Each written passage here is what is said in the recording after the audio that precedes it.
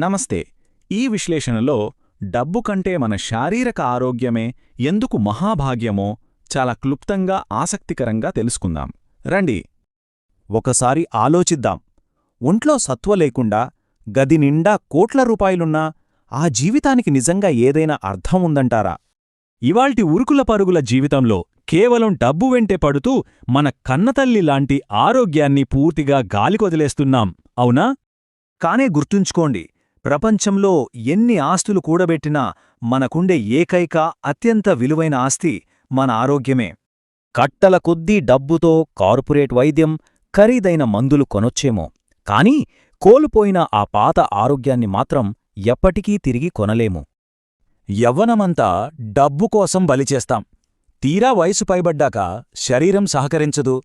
అప్పుడు ఎంత బాధపడ్డా లాభం లేదుగదా.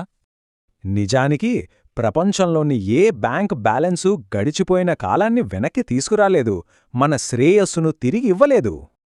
ఒకసారి ప్రాణం గాల్లో కలిసిపోయాక ఆస్తిపాస్తులన్నీ కాగితపు మొక్కలతో సమానం. డబ్బుకుండే అసలైన పరిమితి ఇదే. అందుకే సంపద కన్నా ఆరోగ్యమే మహాభాగ్యం అని ముందే గ్రహించడమే నిజమైన తెలివి. అదే అసలైన అవేర్నెస్ అంటాను. మరి డబ్బు కాలాన్ని వెనక్కి తేలేనప్పుడు ఈరోజు మనం దేనికి ఎక్కువ ప్రాధాన్యత ఇవ్వాలి? సమాధానం మనందరికీ తెలిసిందే.